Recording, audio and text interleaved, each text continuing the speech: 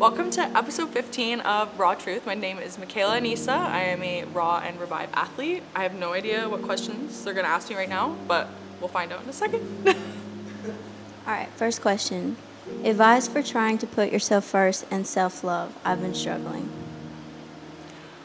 That's a loaded question for a first one, but that's a good question.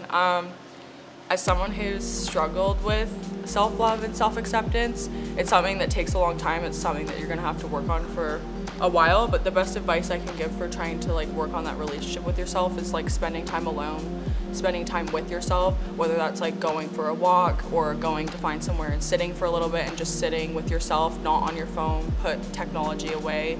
That's the biggest distraction when it comes to self-love, and it also does affect how you feel about yourself because you're looking at other people on social media, you're comparing yourself to other people. So taking time every day to just shut all of that off and just spend even just 10 minutes just with you and yourself, that's honestly the best thing that I could suggest to do. That's what I do personally every day to work on that. I've been doing that for a couple years now, and I found that it does really help me because I struggle with comparing myself with other people online. So that's probably my best advice I would give for that, for sure.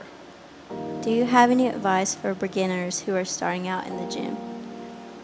I feel my best advice would be to not care about what anyone else thinks, because I feel that's the biggest thing when it comes to just starting at the gym. Is it's so intimidating, and I remember it being extremely intimidating for a really long time for me because I just didn't feel comfortable at the gym at all, and I didn't do research before I went into the gym. YouTube wasn't really a thing when I started going to the gym. Instagram wasn't really a thing, so I didn't know what to do. Now if you go online, you can find workouts that you can do. You can have a plan before you go in. I feel that's a really good thing to do before you start at the gym, is go in with a workout plan, even if it's just someone's YouTube video, so that you just don't walk in the gym and feel completely overwhelmed because you have no idea what's going on and you don't know what equipment does what or how to exercise the way that you want to. I feel the best thing to do if you're a beginner is to sit down before you go to the gym and look at some workouts online and have an idea of how to do exercises. Because when I first started at the gym, YouTube wasn't really a thing, and I would literally just have to look on the equipment, the little picture, and try to figure out how to use the exercise. And that for me was a huge reason why I would leave the gym, because I would feel extremely overwhelmed, and I would just end up not working out. I would just walk out, and it obviously doesn't benefit someone if they're doing that. So I feel if you go in with a plan, it helps you set it up so that you're more likely to stay there and actually consistently start going because you feel more comfortable. But also just don't care what anyone else thinks. People aren't actually paying attention to you. It feels like everyone's watching you, but trust me, no one is. Everyone's paying attention to their own self more than anyone else. How do you find balance between your social media and your everyday life? I still struggle with this, to be honest, but I feel the way that I've tried to balance it is by finding time to put all of my effort in for a couple hours and then shut it off, and then I like to go for walks or stuff like that. But social media, if you're wanting to do it as a job or trying to make it in social media, it is really hard because it is really mentally taxing, and it's really hard to have people constantly have opinions about you, or just you feel a lot of pressure. So it is kind of hard to balance regular life with social media, because I find it all starts to mesh into one if I'm not being careful about paying attention to when I'm shutting my phone off and actually spending time in the moment, which I'm still working on. But for me, my favorite thing to do to just reset and shut off is just go for a walk outside. Even if it's just for 5 or 10 minutes, it just kind of resets my brain, lets me not be on my phone for 5 minutes, and helps me be back in the real world, if you want to put it that way. So this question kind of resonates with that. Someone asked advice for just starting social media and doing fitness content.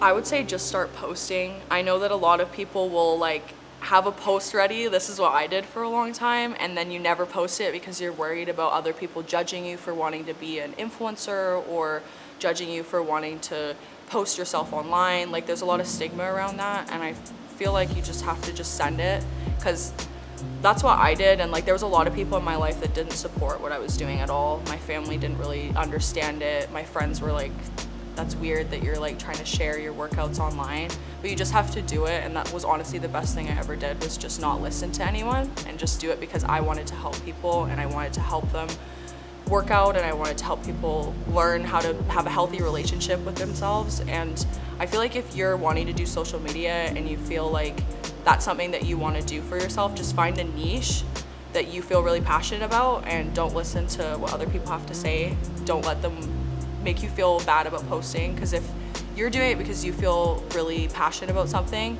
then that's all that matters at the end of the day. If you're wanting to help people, that's all that matters. It doesn't matter what other people are saying to try and make you not do the social media, because I feel like that's the biggest reason why a lot of people don't do it, is because fear of judgment from other people. And I didn't listen to anyone in my life. I just did it, and now I'm here. So What is the best thing to do to balance your stress when you don't know why you're stressed out? that's such a good question. I feel that on a crazy level. I feel like the thing I do, I keep coming back to the walks, because it's like there's something about just walking and not having to like overthink about stuff. I'm very much an overthinker, so like I feel like that question resonates with me, because if you're stressed out but you don't know why you're stressed out, it's because you're overthinking so much you have no idea why you're even feeling this way. And for me, the best thing to reset is just like go outside, get some fresh air, go for a walk. Again, shutting off your phone is so important, because it's such a distraction. We can't even like be in tune with our own thoughts and figure out why we're even stressed out, because there's so many distractions going on.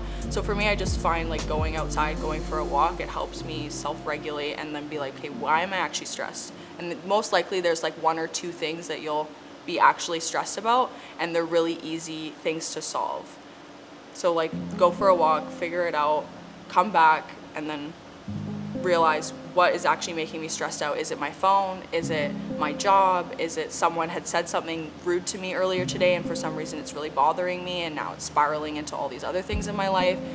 I just find that walking helps me kind of sort through all these things without actually having to just sit in my own thoughts, because there's something that's a little scary about that. If you're just gonna like sit on the couch per se without a phone and just sit, I feel like a lot of people get intimidated by that. But if you like go outside and like get some movement in, it helps your body regulate with your mind without any distractions. And I find that it brings me clarity when I'm trying to figure out what's actually stressing me out, because I do feel like that a lot, where it's like there's so many things going on and I'm just like, why am I so stressed out right now? I'll just go outside, go for a walk without my phone, without music, no podcast, nothing, and then things will just start to come to you, and you'll kind of be able to figure out from there what steps you can take next to make sure that you're not spiraling into a stress ball, basically. What's your go-to post-workout meal or snack? Honestly, I love just going home and I like protein yogurt, so I'll mix protein powder with vanilla yogurt. It's like the best thing ever, especially with the raw protein. It just makes it taste so good. What's your favorite flavor? I personally love the vegan protein, and I'm not even a vegan girl. But the vegan cookies and cream, it's like a little nutty and it tastes like chocolate milk. It's so good. I'm obsessed. Yeah, that's like my favorite. And then I'll usually do yogurt, and then I love chomps. That's my favorite snack. They're like the pepperoni sticks. They're like 8 or 9 grams of protein in a stick, and they're really good. So I remember one thing you were talking about, like it's not so much motivation, it's discipline, and it all comes back to routine. Mm-hmm. What does your routine look like? Like what does everyday life look like for you? For me, usually I'll wake up and the first thing I do is I go for a walk for an hour with my dog. That's my favorite part of my day. It gets me kind of set up for the day. I usually listen to a podcast, something that's like more uplifting, motivating. I try not to listen to the news or anything like that. That kind of stuff like really brings my mood down. So I kind of set myself up for the day like that. I come home and then I usually honestly get ready for the gym. I'll eat my breakfast, and then I'll take my time getting ready. For me, that's like something that I really enjoy. I love like doing my makeup and my hair, so that's like my like me time. And then I go to the gym. I usually am at the gym for honestly an hour and 15 minutes ish, and then I'll come back, I'll eat another meal, I'll hang out with my dog, and then I usually just edit and do work for the rest of the afternoon. And then something that I've been working on is trying to shut all my work off by like 6 p.m. I struggle with that a lot because like I used to just like take breaks here and there instead of like actually powering through and like working after I've like showered after the gym. And I find that I'm ending up working until like 11 p.m. because I keep taking breaks and then I'm not actually finishing my work. So I've been trying to be really good about like being more like regimented in my schedule, because it's hard when you work for yourself and you work at home and your schedule's kind of free. So I definitely am the kind of person that thrives with a little bit more structure, even if I have like time freedom. And that's honestly how my day looks like every day. I'm quite boring. I don't do a lot, I don't go out, I just go to the gym and I post on Instagram and TikTok. Circling back to the gym, people really want to know like your current workout split. Oh yes, yeah. Yes. A popular one. Yes, it is.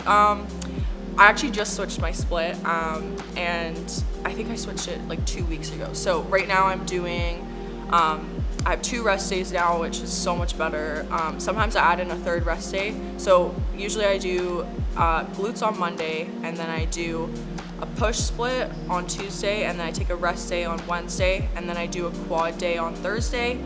And then on Friday, I actually do a glute day after the quad day. And I know a lot of people are gonna judge me for that, but I find on my quad days, it's very quad isolated, and I don't use my glutes like at all, so they're not sore. So then when I go to work out on the Friday, like I personally have no issues with training back-to-back legs. But I know that's a specific thing for me. That's just what works for me. I know people are gonna hate on me for that, but that's okay.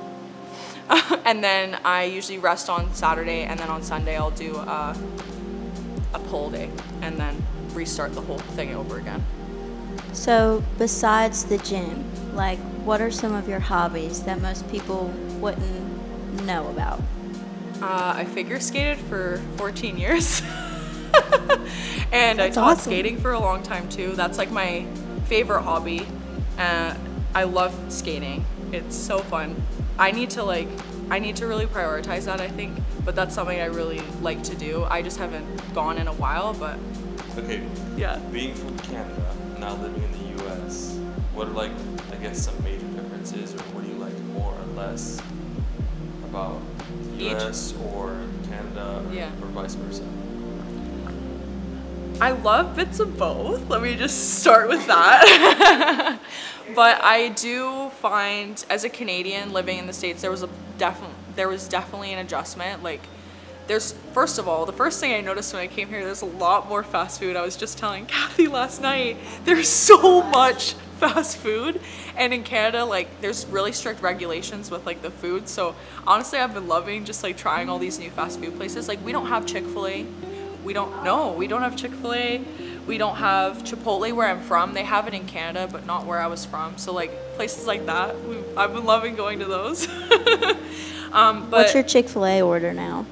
I like the Chick-fil-A deluxe sandwich, but I add bacon. I love bacon. That's the Canadian in me, is I love bacon.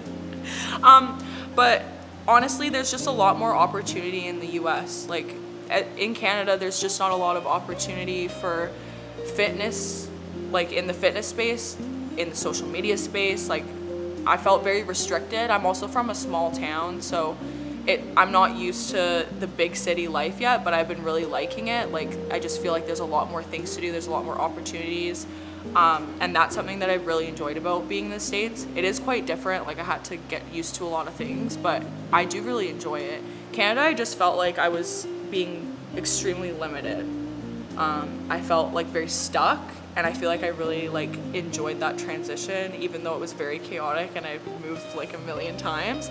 It was something that helped me grow a lot, and then now that I'm living in the States, it just feels normal. Like, it doesn't feel as scary as I thought it was going to, but they're very similar, I'm not gonna lie. Canada and the US are quite similar, But US, I just find there's more freedom, you have more opportunity, which is ultimately why I wanted to be here, because Canada, you're just really limited, I'm not gonna lie. Do you feel more at home in the US rather do. than Canada? Yeah, I think it's just because I grew up and lived in the same town my whole life, and like I'd seen other places, I've traveled, but I never really felt at home anywhere. And then in Utah, I just feel so settled and so at home. And I think it's because it does still remind me of Canada. There's still the mountains and there's so much nature. Like, it is quite similar environment. It's just I thrive in a bigger city, I've realized. I like to have lots of options. I like there to be endless opportunity, and that's something that's really important to me.